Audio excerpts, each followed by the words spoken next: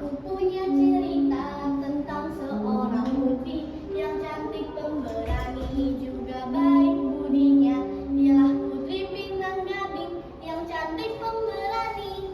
Mari kita dengarkan ceritanya. Assalamualaikum warahmatullahi wabarakatuh. Dewan juri yang terhormat, perkenalkan, nama saya Azalea Rafiska. Hari ini saya akan menceritakan sebuah cerita dari Bangka Belitung yang berjudul Putri Pinang Gading. Cerita ini ditulis oleh Nita Anggraini. Kita mulai ya. Alkisah, hiduplah sepasang suami istri yang telah lama menikah. Namun sayangnya mereka belum dikaruniai seorang anak. Suami istri ini bekerja sebagai nelayan dan petani. Mereka bernama Bu Tumina dan Pak Indra. Suatu hari Pak Indra pamit kepada Bu Tumina untuk pergi menangkap ikan ke laut. Bapak pamit dulu ya, Bu, kata Pak Indra. Kemudian Bu Tumina pun menjawab, baiklah Pak, hati-hati ya. Kemudian Pak Indra pun berangkat ke laut.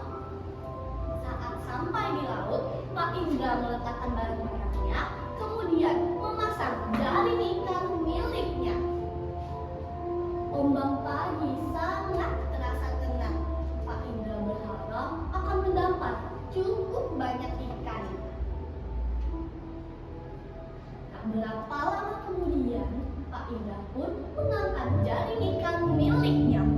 Terkejut Pak Indra melihat banyak sekali ikan yang ada di dalam jaring-jaring miliknya. Ada ikan ciu, ikan grising, ikan pari, banyak deh pokoknya. Pak Indra pun memungut ikan-ikannya, memasukkannya ke dalam keranjang. Kemudian Pak Indra pun pulang. Namun saat dalam perjalanan pulang ke rumah, kaki Pak Indra menyenggol sesuatu. Aduh, benda apa ini? Ternyata hanya sepotong bambu. Bambu? Pak Indra pun membolak-balik bambu itu, kemudian melemparnya ke laut. Berkali-kali kaki Pak Indra menyenggol bambu tadi. Akhirnya Pak Indra pun memutuskan untuk membawa pulang bambu itu. Aneh sekali bambu ini. Bagaimana ia bisa kembali denganku? Padahal air laut sedang surut. Apa ini bambu ajaib? Bawa pulang saja. Pak Indra pun membawa pulang bambu itu. Namun saat sampai di rumah, Pak Indra lupa memberitahu Bu Tumina perihal bambu tadi. Akhirnya Bu Tumina pun menemukan bambu di atas meja. Bambu? Dari mana bambu ini? Kugunakan saja bambu ini untuk menindih ikan agar padi tidak terbang tertiup angin. Hari-hari pun berlalu. Ketika Pak Indra dan Bu Tumina sedang duduk santai, tiba-tiba ada suara ledakan yang cukup besar. Boom! Plak! Mereka pun cepat-cepat berlari ke halaman rumah.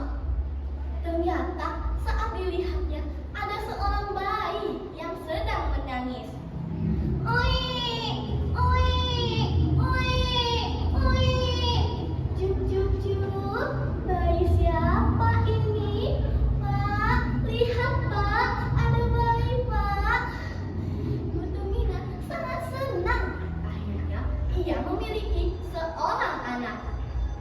Kita rawat bayi ini baik-baik ya Pak, seperti anak kita sendiri. Mereka pun membawa masuk bayi itu dan memberinya nama Putri Pinang Gading.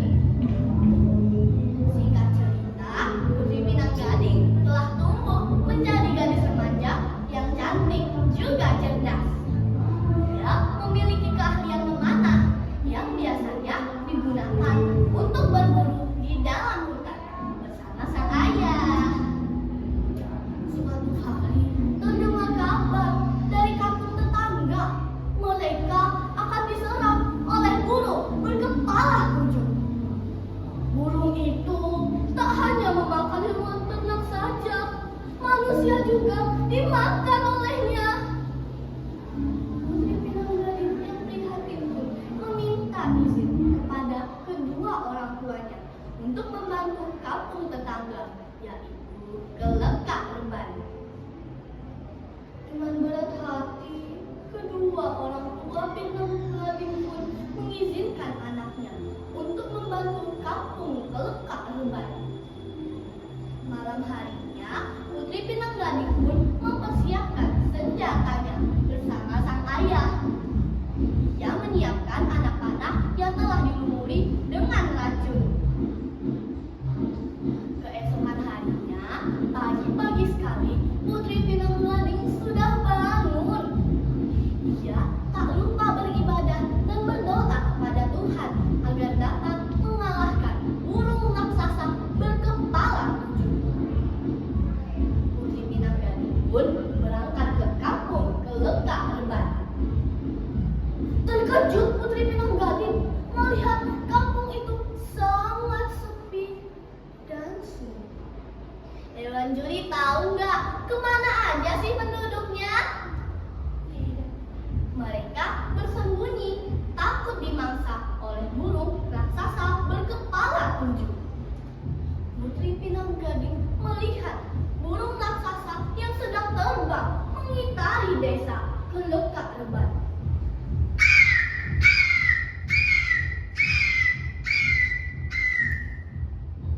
Putri Pinanggaling pun menyiapkan anak panahnya, kemudian membidik burung raksasa itu.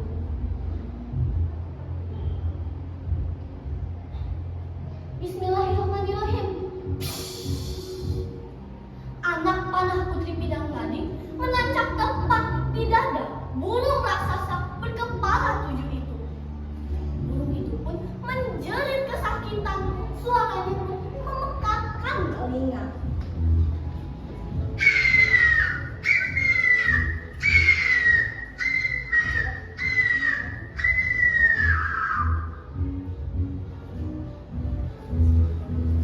Burung itu pun jatuh ke tanah dan akhirnya mati seketika. Warga pun cepat-cepat berlari melihat keadaan burung itu. Lihatlah, lihat, burungnya sudah mati.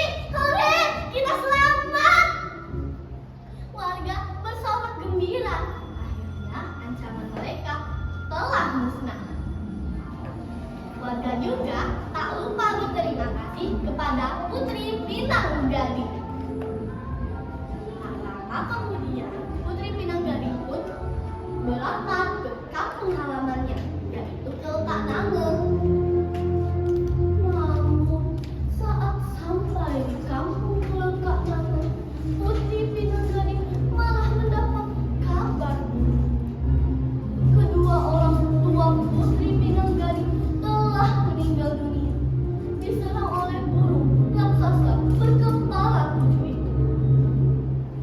Ternyata saat Putri Pinanggaling dalam perjalanan ke kampung Kelekak Remban, burung itu lebih dahulu menyerang kampung Kelekak Nangeng. Putri Pinanggaling sangat menyesal. Ia tidak bisa melindungi kedua orang tuanya. Ibu, ayah, mengapa kalian meninggalkanku? Aku minta maaf, Bu.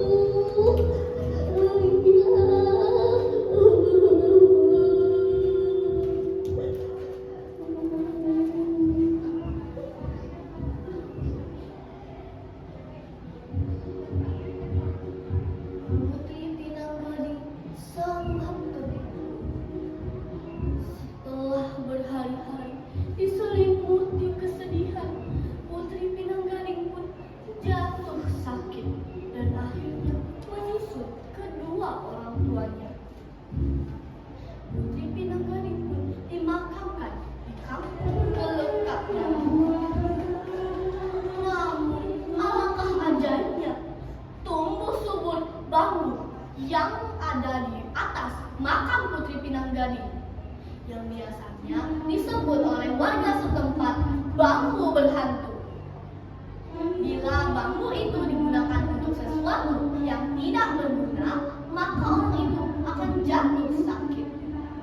Namun sebaliknya, bila bambu itu digunakan untuk kebaikan, maka orang itu akan mendapat berkah.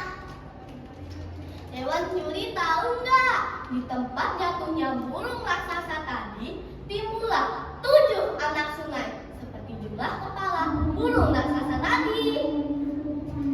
Dewan juri terhibur nggak sama cerita Azalea? Terima kasih ya, Azalea akhiri. Wabillahi taufiq